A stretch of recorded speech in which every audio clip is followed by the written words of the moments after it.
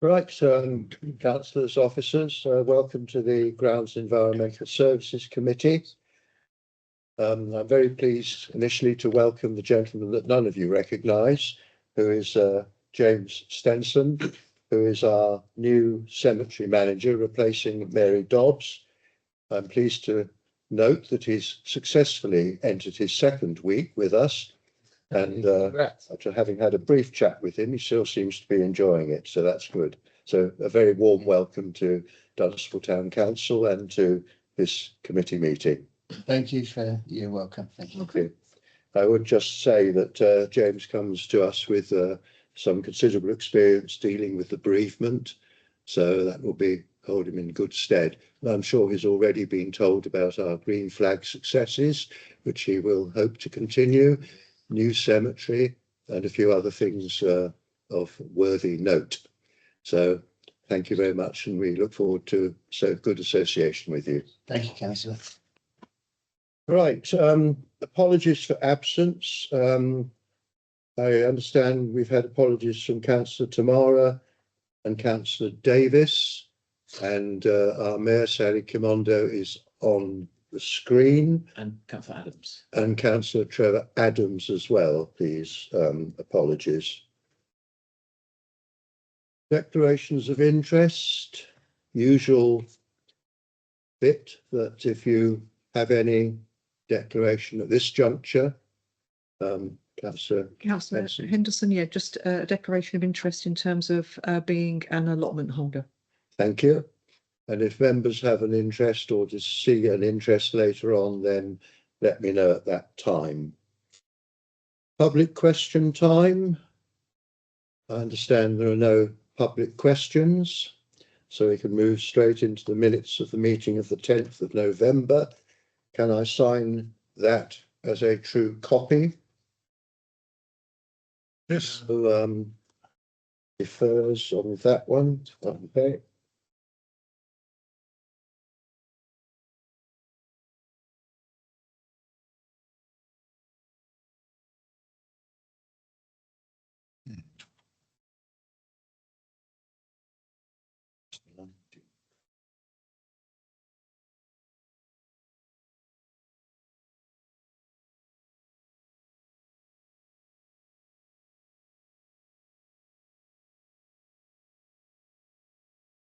Right, we move on to the action tracker.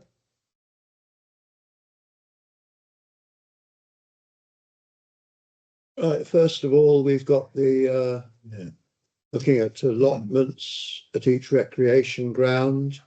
It's an ongoing process. We've already looked at the Kingsbury site, and we were not able to accommodate allotment land there. This was agreed at our last meeting.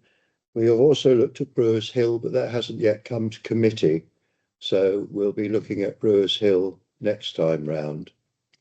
We are looking at other plague areas, and I think the next one is coming up very soon, which will be Downs Road.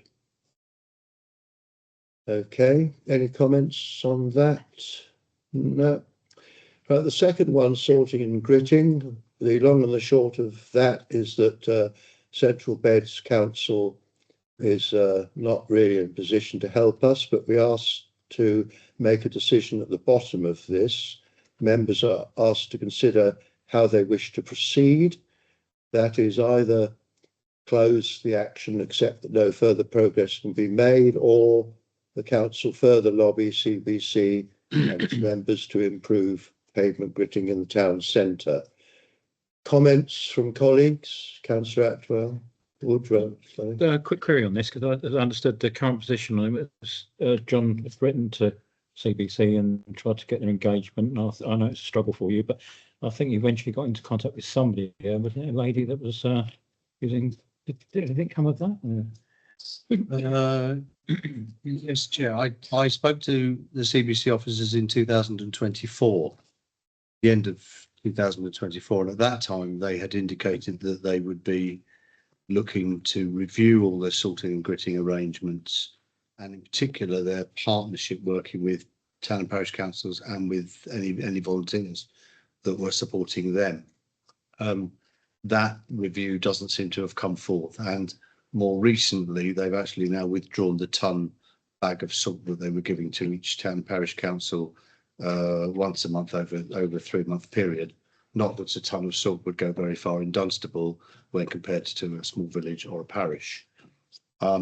So we just haven't been able to make any other progress with CBC. Yes, Councillor Anderson. Yeah, thank you. I just wanted to ask whether we'd actually looked into whether the town council could do any of this for itself. I know that the Dunstable town centre, when it freezes and there's snow, it makes it really unpassable for any footfall for many people into the shops. So since it snows, fortunately, not too many times a year, I just wondered if there's any possibility of making it safe on the pavement so people can access the high street. But I don't know what the implications of that would be for staff time and insurance and so on. It's not something, Chair, that we've actually looked at yet. There would need to be some costing, and you need to look at the implications around equipment, the regular purchase of salt, and the amount of resource that was required to keep the town centre free. And of course, there would need to be an arrangement with Central Bedfordshire that we were allowed to do that work, as it's their highway, their responsibility. Councillor Gurney. Well, my question was going to be, how much would it cost to purchase the amount of rock salt that you're going to need for a winter? If you've got an idea, or if you could get an idea to me, that would be really helpful. We might be able to provide that information for the next meeting, but of course the other bit of information is what would the resource and capacity be required to actually distribute and put it out in a timely fashion, because already our team on an IT day will use the Rangers vehicle, which has got a salt spread on the back of it, but by the time they've been through our parks, and if there's a market on, they'll prepare for the market, so actually looking after our own premises first. You might be looking at other equipment or bringing in the grounds teams to do other salting, because the Rangers are already busy doing what they already do. So we have got a responsive equipment, but you'd have to ramp that up as well. So it's not just buying the salt, it's making sure you've got the staff hours available to do it. Okay. All right. Councillor Gurney. What we did, we asked someone if someone was moaning at us that their alley was slipping. So we said, we'll give you the salt if you grit it. So we said, okay, works true. We could put in talk with the town, we could have a volunteer team to support. Before you say volunteers, insurance, there's a bunch of people with lifeboats that go out into the raging seas. So volunteers can work. And it would be a way of showing how much the town actually wants the gritting done. Because if no one wants to do it, it obviously can't be that important. If you give people the option to save themselves and refuse, then we're not their mum. Maybe an advert in the talk of the town asking see if we get a volunteer group together to do it. Councillor Brennan. Well, do you want to come back on that immediately? Yeah, I think the frustrating thing here is that that's the conversation we thought we were going to have with the Central Bedfordshire Council Highways team as part of their review, and that's not been forthcoming. Yeah. That they very much got to be part of that solution and agree to that solution and understand the implications of that solution as much as the town council does. Yeah. But that would have been part of the discussion had the discussion been forthcoming. I think the issue is the discussion needs to happen, and that's why the suggestion is that there's a lobby of CBC members. Yeah, I think perhaps if we got that number of volunteers together, we got 10 people, 30 people, whatever we get, we then go into Central Bedfordshire with we have a solution, not we have a complaint, and it's going to be a lot more effective. I think Daniel would like to come in, then Matt Brennan. Just obviously, just for generally, we've got to be very careful about how much salt we are looking at, though, because the information we have will be based on previous year's usage. Now, obviously, the weather is very, very variable, and obviously this year has been a lot heavier use than what has been previous years. So getting a true figure could be trickier than you think. And obviously then, when you're talking about providing that to local residents, how many residents would then take it out? So a true cost could be very, very, very difficult to get, and it could escalate very, very quickly. Mhm. And we have facility to store that salt.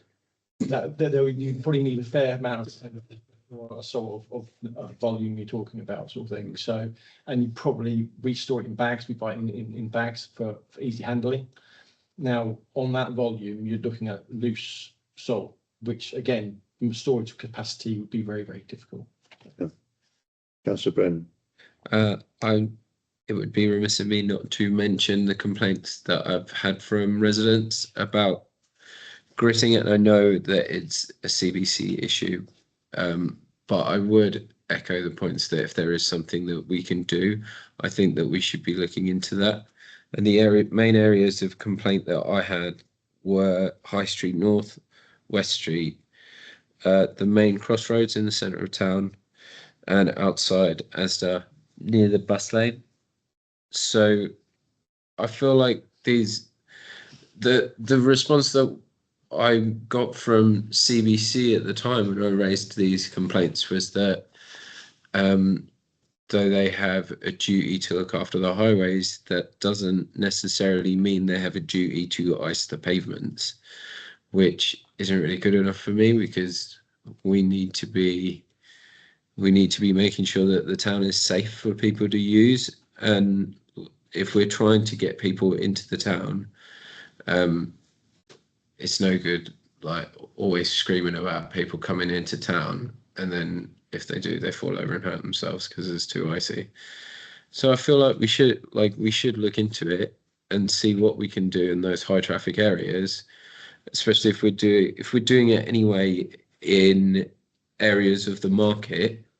The only reason the market is there is because we put it there, and I see no difference between facilitating the market and facilitating the pavements, like especially on the crossroads, so that people can reach the market. So yeah, that's my 2 pennies worth.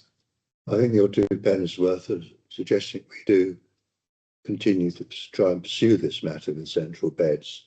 Given the number of complaints that you say you've received, I think it would be perhaps wrong of us, and I'm open to conversation, wrong of us to close the action at this stage. So shall I put it to the meeting that we do further lobby CBC? And obviously I would say there is a role for our twin hatters to do that, and I know you've been obviously doing something already. So it's option 2. I'm suggesting, if we can vote on that, we further lobby CBC and its members for improved pavement gritting in the town centre. Are those in favour? Okay, that's it then. We will continue to try and do what we can during the winter. Although it won't be this winter, I don't think. Sorry, set something up for next winter. The next item is about CCTV across the council's estate. That's an ongoing matter. Any comments on that? Yeah, I think there was something we did bring to FGP to ask about that, wasn't there? It's actually in the notes. Publish the scope of the review. I thought that was actually done, wasn't it? Didn't we bring to the last FGP meeting about the scope?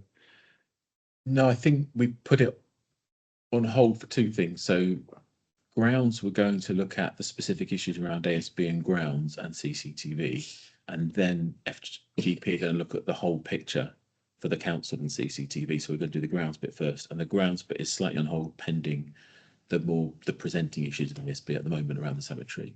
So the plan is to deal with that first, then have the look at grounds generally, CCTV, and then we'll get back to the FGP wider view. Right, just sort of concerned about, the timescales, because obviously we were open here to, we've had various examples. So we've had vandalism around with different things, and particularly what happened was Bennett's Cafe and everything else last year with the fire, etc. So it just seemed pertinent that we protect our staff and their premises as much as we can to get that CCTV prioritised more than put on the back burner. That's my opinion. Okay. Next one is the Antisocial Behaviour Working Group. We've got members to convene at a time when this group will be actually set up for its first meeting, which will be in the not too distant future. I think Councillor Atwell's commented will be in the not too distant future. Indeed. Next, members asked for details, capacity and breakdown of games played at each location. There's a difference between what each ground can sustain and what might be reasonable, because the two aren't necessarily the same, are they? No. The grounds can hold more capacity than they currently do. The maintenance program we currently have is based on the current capacity we have. So any increase in capacity would then have a knock-on effect in regard to the maintenance programs and the maintenance regime we have in place for the maintenance of them pitches and them surfaces. Okay, Councillor Henderson. Thank you. Maybe the right question to ask is, are we meeting the demand that is currently required from us, and is there any capacity for the future? So we are currently meeting the demand that we have. We have plenty of capacity for the demand we currently have, and there is plenty of scope for further demand in the future. Okay. But further demand that does not derogate the pitch. Yes, so further demand would obviously have a knock-on impact on response we need to do as far as how we manage that in pitches. So we're meeting the current demand, but probably can't meet whatever future demand there might be unless there's a impact on the actual. Well, I think we're interpreting that we could meet a little bit more demand without compromising the compromising the pitch. Okay. Yeah, that's just helpful to know. Thank you. Okay, thank you. And finally, grounds information report, allotment waiting list, that's ongoing, and we might have another stab at that. I think about exactly what we do for the allotments. We do have a fair number on the waiting list, and we've talked about splitting plots and so on. But that will, I think, a report will be presented to a future committee on that. Not the easiest thing to be able to accept all requests. Okay, thank you very much for that. Progress is being made. Now move on to the grounds information report. And John, I think you're going to introduce this one. I mean, in future times, you'll be introducing this. Thank you very much, Chair. We start with the Dunstable Cemetery. You've got your usual information regarding burials in the most recent past period compared to the previous year. At the time of writing the report, we've used up 531 of the earth graves over on the cemetery extension since February 2016. Grass cutting unusually carried right on into December this year. We had a little mild spell and we got a spurt of growth, and we had to get on and keep cutting the grass. And the winter programme is including the pruning of cutting back of hedges, brambles, overgrown areas, just to make sure that footpaths are well maintained, people can pass by. And of course, we do all that before the bird nesting season. And then you have your profiled income at Appendix 1 there. And then moving very quickly on to allotments. 305 people on the waiting list. That's something that we've just been discussing, which is an increase on 3. The re-inspections took place in November, resulting in 1 notice to quit being issued and 1 person relinquishing their tenancy.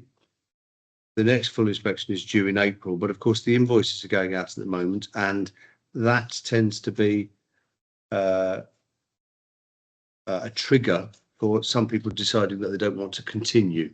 And we often get somewhere around 10, 12 plots being vacated each year, which can be offered to people on the waiting list.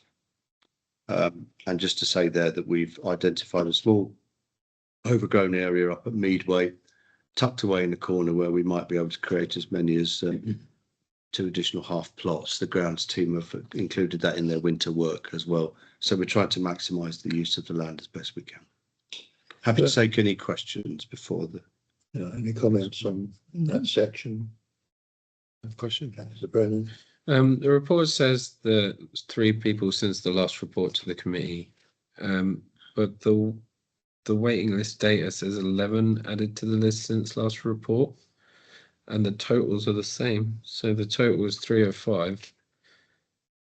I just want to bring that to your attention. That either I'm not understanding that, or there's a typo in one of those things. Okay. It says there are 305 people on the waiting list, which is right for the waiting list data, but it says there are 3 people on the last, since an increase of 3 people since the last report, but it said 11 is added to the list in the thing. I will crunch the numbers and check the accuracy once the meeting's finished, if that's okay. Yeah, that's fine. You have an have to update? come back or anything. Okay. It's just that one of those things is wrong. As you read the report. Well, sort of. I have a question whether there is, like, is there any evidence that there?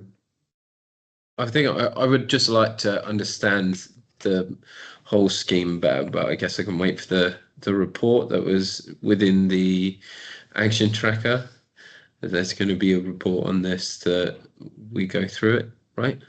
I didn't, unless I misinterpreted. Yeah, there's going to be coming to theatres near you. According to the action tracker, it said that a report. Oh no, that's cemetery. Does that include the allotments?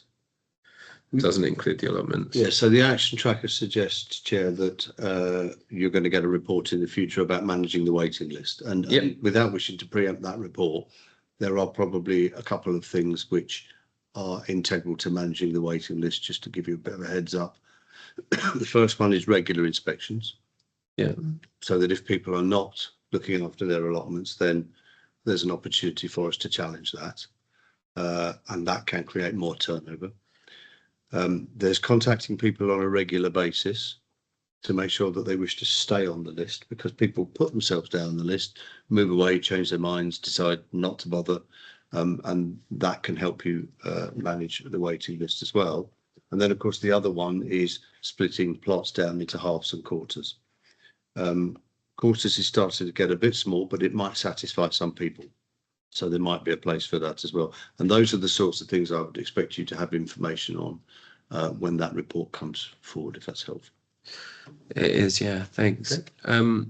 About contacting residents, do we regular contact for people on the waiting list is good. I understand that. Do we have regular contact as well for people who have active plots, like other than just asking them to pay the money? I assume that, like, I know I'm getting ahead of myself. I assume we're going to talk about all this stuff, but like, is there a scope to increase inspections of the allotments, if that's what you were alluding to earlier when you said inspections? And how often do we contact the people who have allotments to say, like, how attached to this are you? Are you actually keeping up with it?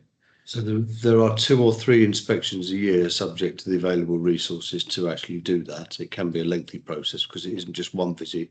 You've got to do one visit, then you've got to contact people, then you've got to go back out and do a re-inspection to see whether they've improved things, having received a notice to cultivate.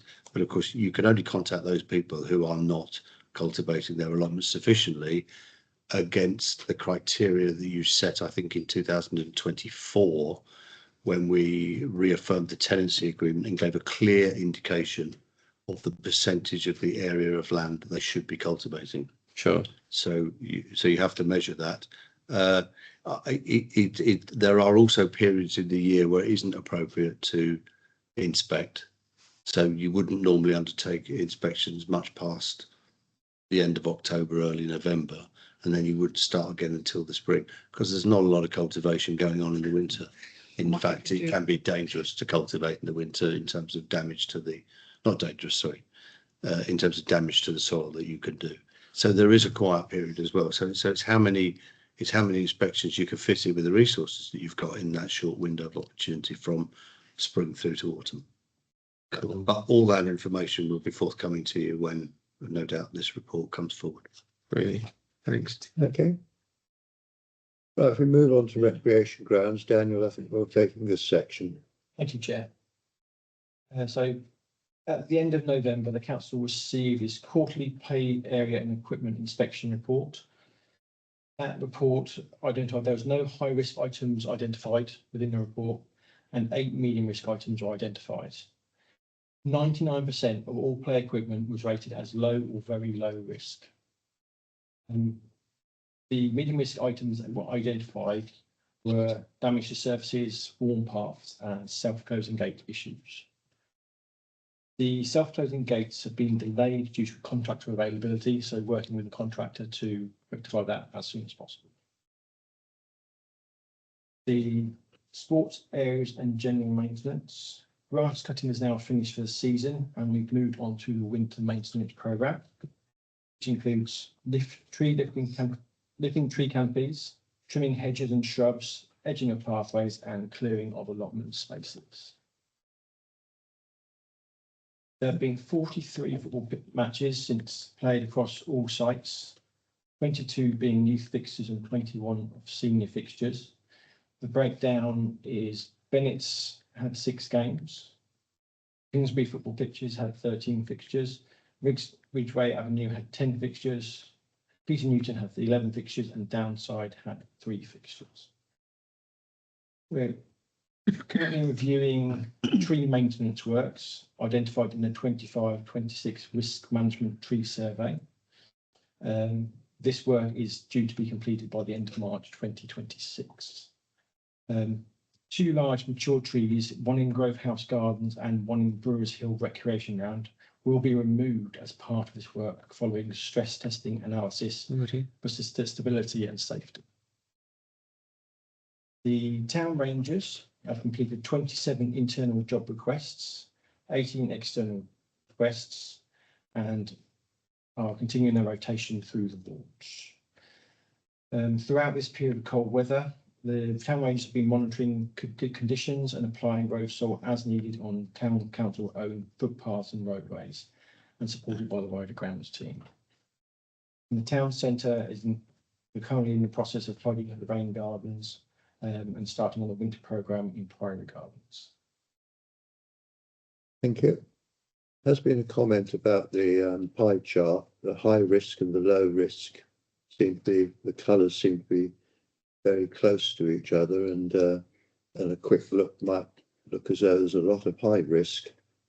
Just a comment from somebody, I don't think they were very blind, but it does look as though maybe we choose a different colour, maybe. I think. Right, comments on that, Councillor Brennan. Yes, I have a question. Brewers Hill Recreation Ground, which tree is it? So if the tree is to the back right hand side of the recreation ground near the fence of one of the properties. And lines right to the back of the property and right to the right hand side. So right hand side. It really depends where you're standing. So if you're standing on the roadway looking into Brewers Recreation Ground, okay, so the play area is on the left, right, to the far right. Is it one of the fence line? There's 2 trees right next to each other. Is it one of those 2? It's so it's one of the very large mature trees to the rear. They are quite close to. Oh dang, that's a shame. That's a loss. I was going to ask a similar question about the trees out here, but I think it's rather more difficult to be able to identify sitting down around the table. I'm not. Oh, okay. Oh, that's not too bad. It's not too One bad. growth, is that? Okay, any further questions on that section of the report? All happy with that? Okay. Thank you, Daniel. We're back to John for the green space projects. Thank you, Chair. Just quickly cover off the 40th anniversary project, which is nearing completion. So just to remind members, we had the 1,000 free packets of seeds, which went out for the 40th anniversary, distributed well amongst residents and community groups and planting events and all sorts of opportunities to hand those out, which are very well received. The planting of the 40,000 bulbs was completed across the wards, all 5 wards, and with the exception of a couple of trees that have still got to go in at Ulmer Road, some fruit trees in February, all the other trees across the wards, the 40 native trees, have been planted. And I've just given a little photograph there of the very wet day when we went out to Ridgeway Avenue Recreation Ground to support the mayor planting a tree in her ward to mark her mayoral year during the 40th year of the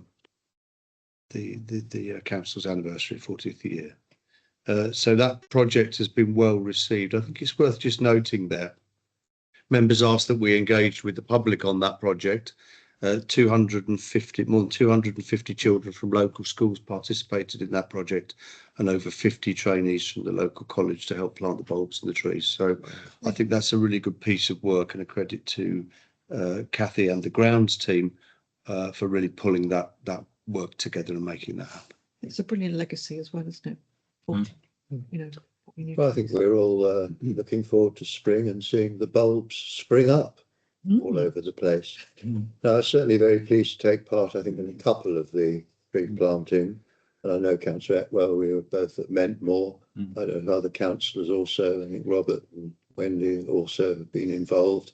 So thank you very much for participating. Dunstable in bloom, wasn't it? It's on top of what the council have done. So it'll be interesting to see. Yeah, that's in addition to these figures. Yes, I think they planted another few thousand, I think, haven't they? It's around town. Yeah. No, it'll be a good scene, I trust. And also, yes, I think it's very positive that we've involved so many youngsters as well. And I had a long chat with one. I think they were from the college, yes. It was interesting, and their overall interest was good to hear. And of course, that feeds nicely, Chair, into the fact that Dunstable has been chosen to represent the Anglia in Bloom region in the Britain in Bloom Finals 2026. The finalists have been announced. We're waiting for some contact with the RHS to understand exactly what we've got to do. So I hope it will be very similar to the 2022 work that we did, and hopefully the success that we had. We're in the large town category, and the judges will visit between the 27th of July and the 14th of August. Hopefully very soon after the Anglia in Bloom judges have visited. There's a challenge for you. Your first challenge, well, not your first one of many. Comments? Yes, Councillor Atwell. Can I just ask who the competition is? Do we know which towns they are? I don't know off the top of my head. I'm sorry. Okay. I haven't looked at that. I will try and find out for you. Been interesting to know how far they are away from us, or we can go. We can go out with our cultivators. Sabotage. They'll certainly be all across the country, because they're largely representatives No, from. we're only joking. Yes. So there will be 5 or 6 within the category, I'm sure. Yeah. Any comments from colleagues? Yes, Councillor Brennan. Just have some history. Do you know how many times that this has happened, that Dunstable has been chosen to represent Anglia in Britain in Bloom? This is the second time that Dunstable has been chosen to represent the Anglia region at Britain in Bloom, the first one being in 2022. We've been entering Anglia in Bloom since 2010, and you've had 15 gold medals and 15 gold medals and 2 silver gilt medals. Is that right? No, it's not right. 13 gold medals and 2 silver gilt medals in that time, because there was a COVID year in between. That's it, yeah. And over 100 nominations or special awards in that period as well. So how many finalists will there be? Do you know? I think it's around 30 to 40. I don't have the exact figures at hand at the moment. And this will be the year coming, so will be inspected in 2026. 2026, yes. Yes, to have achieved getting there in 4 years, twice in 4 years, is excellent. I think it would be really nice to win it. Well, I'm a bit worried about the space on the entry signs, whether we've got room for another 1 or 2 awards, because we've had the new signs, didn't we? And we've got Britain in Bloom, and we've got the winners of Britain in Bloom, and hopefully there's room for another 1 or 2. Hmm. Can I just ask about the criteria? Because I thought you had to win your individual region before you could go to Britain in Bloom, but obviously that's not the case. No, the reason why Dunstable's been chosen is because it was the winner of the overall Angler in Bloom, but you don't have to be the overall winner because they normally nominate they put between 3 and 5 nominations in the various categories. So you've got village, small town, large town, coastal, community, bid district, and so on and so forth. And I believe that they've chosen 3 this year, of which Dunstable is one. We're certainly not in the coastal one. Definitely not yet. Anyway. I don't know with the rain. Depends on how much it's been raining. Okay, colleagues, happy with that? Yep, thank you. Okay, well, let's move on now to the vehicle replacement programme and spending approval. We've got a couple of actions to recommend once we've heard the evidence. I think, Daniel, you're going to plea for another car or something. Thank you, Chair. So the purpose of the report is to seek member approval for a revised vehicle replacement programme and the spending of allocated reserves. The action recommended is that committee approve the revised vehicle replacement programme summarised in section 3 and detailed in appendix 1A, appendix 1. And that the committee approve the release of £50,000 from the vehicle and equipment reserve to purchase a new town ranger vehicle, including fit out and refurbishment of the cemetery digger. The grounds operations manager has reviewed the current vehicle replacement programme and identified some vehicles that could be refurbished rather than completely replaced. This is suitable for vehicles not used on public highways, but used within individual sites. The programme itself details current vehicle fleet, year of purchase, estimated replacement year, current estimated renewal, refurbishment value, potential financial implications, and on the reserve budget over the 10-year period. This new programme allows the council to take a balanced financial approach to the purchase of vehicles, ensuring that it meets and maintains a commitment to providing a safe and well-managed fleet. The indicated purchase values shown on Appendix 1 are based on current market value and could potentially change in the future. It is therefore proposed that members approve the revised vehicle replacement programme. Ground Operations Manager had investigated various options for the replacement of the Ranger van, including electric, petrol and diesel options. We recommended that the council purchase a Ford Custom diesel van. It's a slightly smaller van than the current vehicle, which will assist the Rangers team with improved access to some parts of the town. Whilst consideration was given to obtaining electric vehicles, we currently have no charging points across the town and no secure sort of charging points. So we have a limited charging capacity for our vehicles, and we would need to have secure charging areas for them vehicles for people.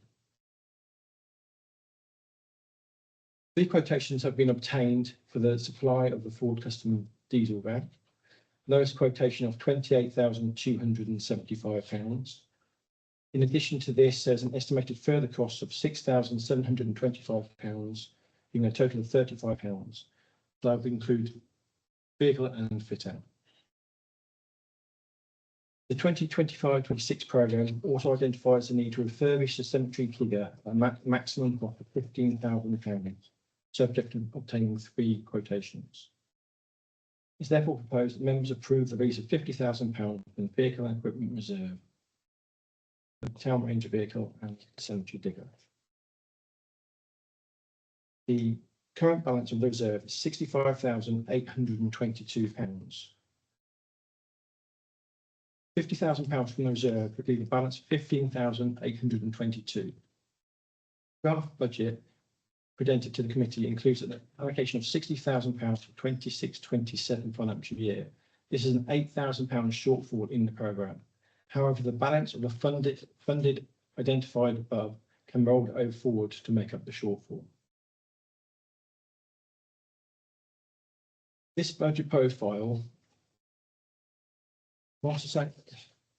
delays the purchase of some vehicles, whilst at the same time bringing the purchase of all vehicles be combined with vehicle policy requirements over a 5-year period. Figures are based on cost estimates, knowing that costs will fluctuate and equipment required may change in future years.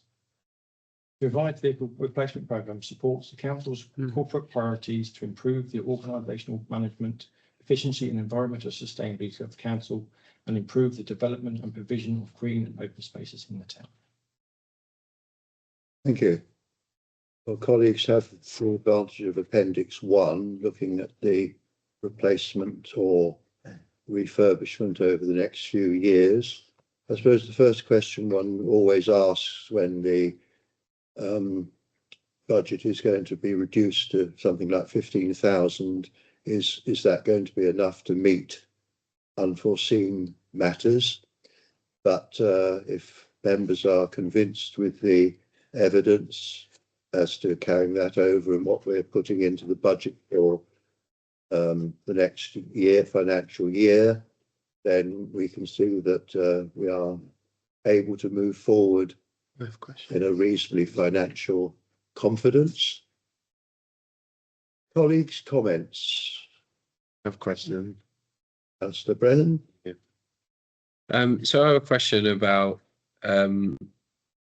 the part of the report that is we don't have charging capabilities within the council, that we need to secure charging spaces in order to buy electric vehicles that will suit the purpose.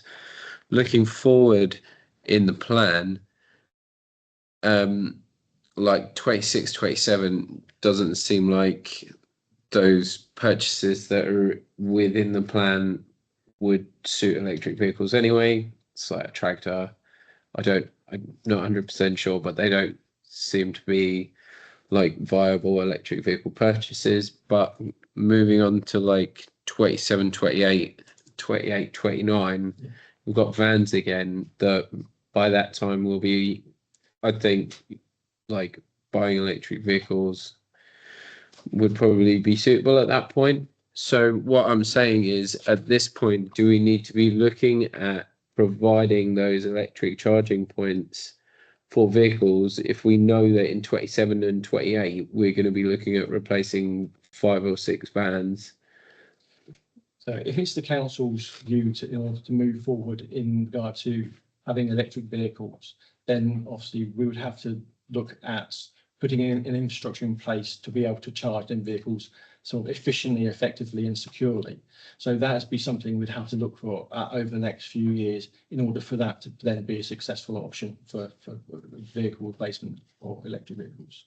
Yes, Standards. We've got one outside here and one at Creasy Park, is it, at the moment? So the 2 vehicles we currently have that we use are electric. We've got the Google, which is the Town Rangers, which sits inside their shed, which is charged up the mains, and one which is used for going around and inspecting the play areas, which is sort of Priory House Gardens, which is again charged from the mains within that building. Mm-hmm. So it's not actually from a charging point; it's actually from the mains. Okay. I mean, I think the prominent word there is finding a secure place if we were to move forward to have a charging point on our premises. So that's broadly my point, that I'm saying that we can see within the replacement program that 27, 28, 28, 29, you're looking at replacing 4 vans, and then 29, 30 is another van. So I'm saying now we've got a 2-year lead into that point. if it gets to 27, 28, and we've got that same paragraph in the report that says we've got nowhere to charge electric vehicles, we can't buy electric vehicles, I'm going to be really annoyed because, you know, we know about this now, that it's not an option because we don't have the relevant infrastructure in place. Like I'm saying, we've got 2-year lead time now. We could look at that now. I'd like to come in and then I'll ask John. Thank you, Chair. Yeah, so I suggest we put it on the action, we register it as an action on the action tracker, and we'll make sure it goes in someone's service plan for the year ahead to review charging for the council. There was an action from a little while ago for us to look at installing a charging option for staff as well when we were looking at supporting staff to access electric vehicles through the council. So we should look at all our venues in terms of electric charging at the same time, do an overall piece of work. But as has been said, we do it for our vehicles. You've got to find a place that is secure and that is appropriate to do it. But good money says in 3 or 4 years' time we're going to need several charging points for our vehicles, so we've got to find them. And obviously, one of those places might be Creasy, which we're leasing, not owning, which slightly complicates it. Councillor Gurney, John. I recall a few years ago, there was a report came to us, this committee. I think it was around about the time that when Paul first started, that Central Beds Council wanted councils to find places on their land for installing electric charging points. This is at least 3 or 4 years ago. It was during the previous council. And obviously that hasn't gone anywhere.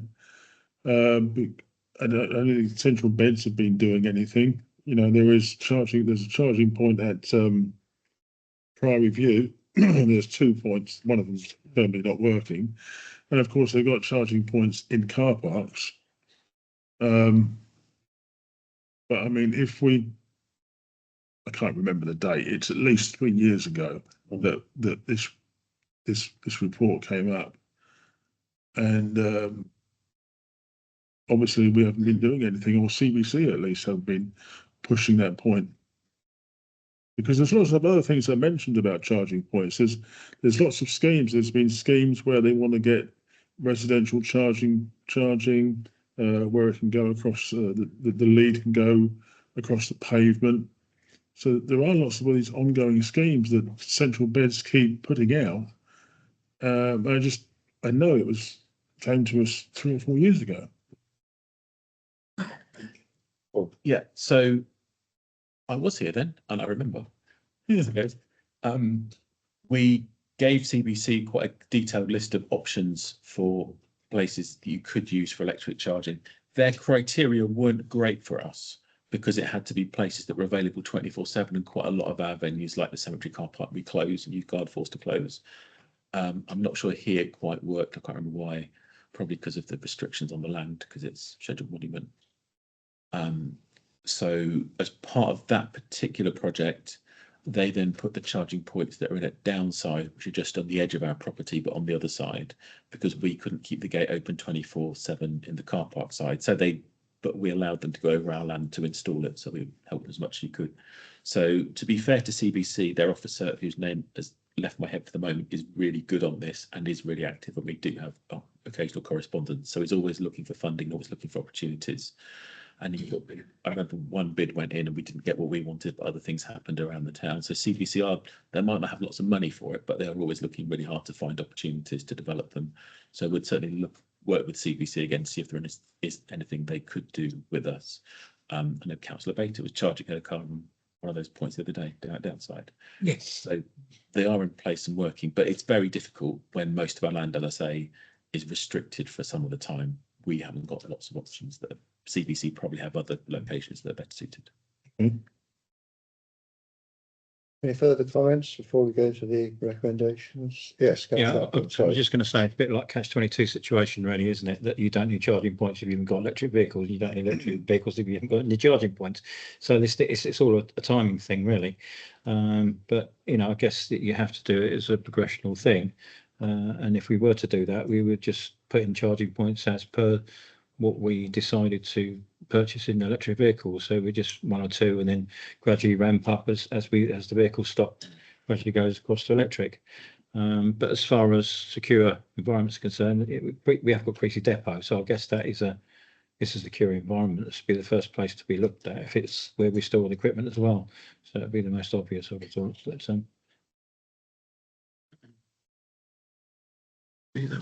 Right, let's get to the actions recommended then. First of all, the revised vehicle replacement programme at Appendix 1. Are colleagues happy with that? Yeah. Okay, thank you. And secondly, the release of the 50,000 for the vehicle and equipment reserve by this new vehicle. Are members happy with the evidence that's been produced to justify that? Yep. Yes. Okay, thank you very much.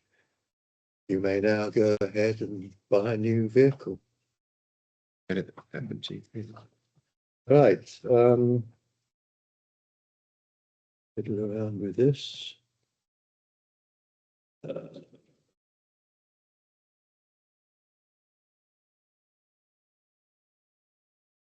Right, the Grounds and Environment Services budget. Colleagues have had a couple of opportunities already to look at the draft budget. This is another opportunity to look at it. What we want to have at the end of the day in full council meeting is an agreed budget in each of the committees.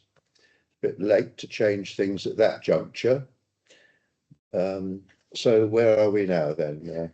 Thank you, Chair. So you have with this report full proposed budgets for next year for this committee. We haven't changed anything in terms of the service costs for the Committee of Substance. The main two changes are the ones that are generic across the council. So the salary amendment from the pension contributions, which is a saving, and rates have slightly gone up based on the government's changes from the budget. So they're the two main changes to the budget from what you had last time, but we haven't changed anything other specific that. It does give you the budget now in the complete context of the proposed overall council budget. So happy to take any questions. We've also got the fees and charges of the cemetery in Appendix 3. Colleagues have got that far. No detailed list there. So open for comments. Are we happy with what's been done previously and what we're presented with now? Any comments? No. Well, I think that indicates, Councillor Brennan. It's just You wondering. found some more money, have you, Councillor? I haven't found some more money. No, I'm just interested in a national pay award negotiation of 4% for all staff. I'm interested in that because CBC, I'm sure the CBC pay award that was I noticed in their budget for the following years, not this year, I'm sure was 2.5%. So I'm just interested in how you reach that pay award percentage and how that differs from Central Bedfordshire Council, which I'm sure you can't tell me why, because you probably don't know where they got their figures from.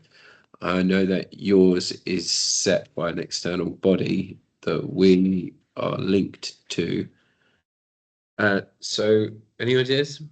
So this is our forecast of what we think it will go up by, first and say. So last year we were within 0.3%. We'll see this year. And the way I come up with that is we talk to other councils around the country, see what other people are forecasting. We look at RPI, we try and we read what there is available, try to read the rooms and that. And the trick is you do not want to under budget because you don't want to get halfway through the year and then find you haven't got enough, because then you just have to dip into reserves. You don't want to massively over budget either, because then you're taking money off people that you don't need. So it's trying to guess it accurately.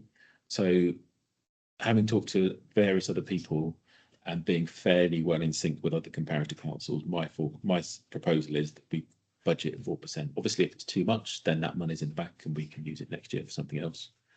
I don't know why haven't looked at CBC's figures on their salary forecasts. They are largely subject to the same national agreement that we are. Unless they've withdrawn from bits, but I don't think they have. It's agreed nationally. We are part of a much bigger town and parish councils, are a very small part of that agreement. Where the CBC are being excessively optimistic and I'm being excessively pessimistic. Cool. Okay, no more questions, Your Honour. Yes. Yeah, can I just ask you, you probably said this in the past, but I've forgotten. Does the salary budget include a turnover saving or anything like that? Or is this as if everybody was in post for the? What's your percentage? Yeah. It assumes that everybody's in post. Okay. There's a little bit of flexibility in there, but Okay. Given our costs, so we might make savings when people go, but we might also incur costs through maternity and other things. So Okay. it tends to average out. Thank you. Sorry, I was interrupting. I didn't hear what you said, so. Just it was something that was also mentioned at Central Bedfordshire the other day, that they have a standard of 7% vacant posts that they put in the budget. Like they budget for having 7% less staff than they should, which was interesting. I don't think we're at a size where that would be viable for us. And we don't have budget freezes where we stop recruiting staff and try and persuade managers not to recruit staff for a few months. Okay, well, we've got to this stage where we've obviously raised questions in the past. We've asked officers to look particularly at reserves and so on. And we're asked to make this recommendation on the basis of what's before us to the Finance and General Purposes Committee, noting that this includes the amendment of the salary budgets and the increase to rates on cemetery and depot buildings. So are colleagues happy to move this forward to the Finance and General Purposes Committee? Yeah. Any against? Abstentions? Okay. Is that an abstention? Oh no, I know. I Fine, haven't well. quite. I just wanted to make a. I just wanted to say something, if I may. Say something else. Well, I've just realised that this isn't here. So I just wanted to say thank you to the officers for all their hard work, because it takes a lot of work to put this much effort in, and we were looking at I think it was a 15% increase or a 12% increase. So get it down to just above 7 or just below 8. I think that's pretty good work. So I wanted to say thank you to all the officers for their hard work. Indeed. Which Liz would normally do if she was here, but she's not. We'll echo that, I'm sure. Yes. Right, so we're moving that on to the F&GP. Moving on to reports from outside organisations. There's one on the Central Beds Council Development Committee. Have we had a report from Councillor Kotarski at all? It's online. Online. Hello. On there. Oh, there we go. Hello, welcome. You're welcome. It's very quick. There's nothing to report. You mean you've been waiting all this time to say that? I've been doing some Okay. other bits and bobs in the meantime. Yeah, okay. Thanks very much indeed. Thank you. Right, so the date of the next meeting is the 9th of March, but remember we have the full council on the 9th of February, where the main item will be the budget. So I hope that all councillors will be able to attend that meeting. This is the last meeting for John, last Grounds and Environmental Services Committee. As I said somewhere before, I'll have something to say later on at some other place. But thank you, John, for this particular meeting, for all you've done for the Grounds and Environmental Services, and what has been achieved over the past few years. An excellent legacy. Great. Thanks, Martin.